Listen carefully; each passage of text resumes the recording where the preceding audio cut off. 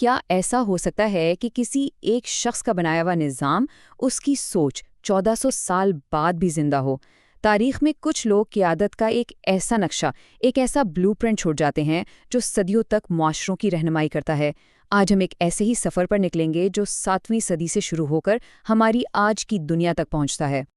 تو آئیے اپنی بات کا آغاز اسلامی تاریخ کے ایک سب سے با اثر خاکے سے کرتے ہیں، ایک ایسا نظام جسے اسلام کے دوسرے خلیفہ حضرت عمر بن خطاب نے بنایا تھا۔ اس نظام کو سمجھنے کے لیے ہمیں 7ویں صدی میں واپس جانا ہوگا، اس دور کے ایک ایسے لیڈر کے پاس جن کی حکمرانی جتنی مضبوط تھی اتنی ہی گہری ان کی عوام کے لیے ہمدردی بھی تھی۔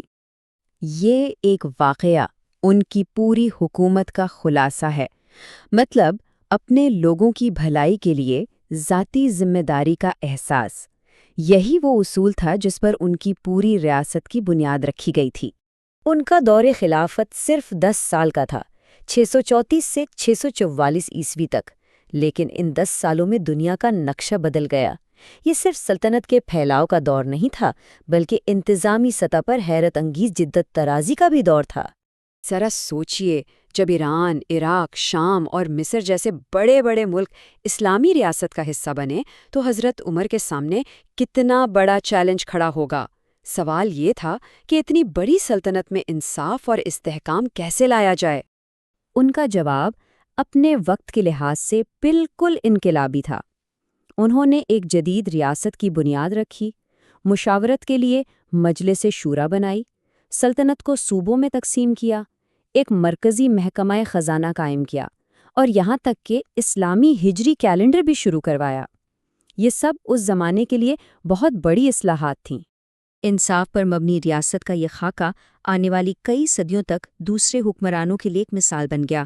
لیکن سوال یہ ہے کہ جب 1200 سال بعد ایک بالکل مختلف دنیا میں اس خاکے کو دیکھا گیا تو اس کی تشریح کیسے کی گئی؟ تو آئیے وقت میں ایک لمبی چھلانگ لگاتے ہیں اور برطانوی راج والے ہندوستان چلتے ہیں۔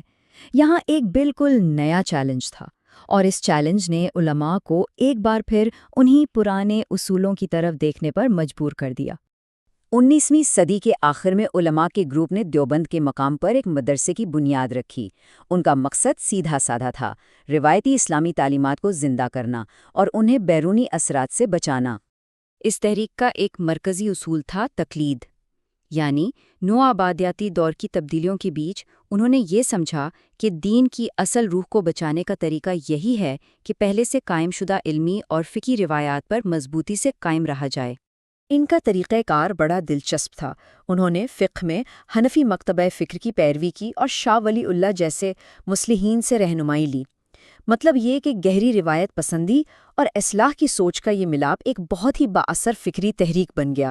اور پھر ہندوستان کے اس ایک مدرسے سے شروع ہونے والی یہ تحریک پوری دنیا میں پھیل گئی اور اس نے ہر جگہ اپنے اثرات چھوڑے۔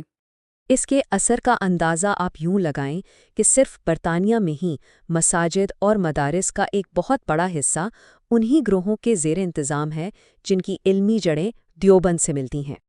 اور اگر پاکستان کی بات کریں تو ماخذی مواد بتاتا ہے کہ یہاں تقریباً 2/3 دینی مدارس کا تعلق دیوبندی مکتبہ فکر سے ہے۔ یہ اعداد و شمار اس تحریک کے وسیع تعلیمی نیٹ ورک کی کہانی سناتے ہیں۔ اور جب ایک تعلیمی نیٹ ورک اتنا پھیل جائے تو وقت کے ساتھ ساتھ اس کی میراث بھی بہت متنوع اور پیچیدہ ہو جاتی ہے۔ جیسے جیسے یہ تحریک آگے بڑھی، اس میں مزید تنوع آتا گیا۔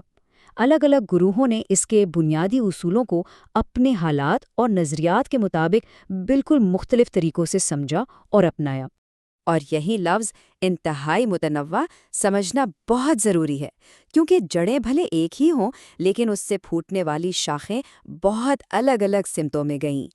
ماخذی مواد کے مطابق اس تحریک سے جڑی تنظیموں میں ایک طرف پرامن تبلیغی جماعتیں ہیں تو دوسری طرف ایسی سیاسی جماعتیں بھی ہیں جن کے نظریات ایک دوسرے سے بالکل مختلف تھے، اور پھر طالبان جیسے عسکریت پسند گروہ بھی اسی فکری سلسلے سے جڑے ہوئے ہیں۔ یہاں سمجھنے کی اصل بات یہ ہے کہ ایک مشترکہ ماضی کا مطلب یہ ہرگز نہیں کہ آج بھی سب کا راستہ یا نظریہ ایک ہو۔ ایک ہی فکری میراث مختلف حالات میں بالکل مختلف شکلیں اختیار کر لیتی ہے۔ تو ہم نے ایک ایسی کہانی دیکھی جو ہزاروں سال پر پھیلی ہوئی ہے۔ یہ کہانی 7ویں صدی کے ایک خلیفہ کے انصاف پر مبنی ریاستی نظام کو ہماری آج کی پیچیدہ اور بکھری ہوئی حقیقتوں سے جوڑ دیتی ہے۔ اور یہی وہ سوال ہے جو ہمیں میراث کے اصل مطلب پر سوچنے پر مجبور کرتا ہے کہ کس طرح ماضی حال کو شکل دیتا ہے اور مستقبل کے لیے نئے راستے کھولتا ہے۔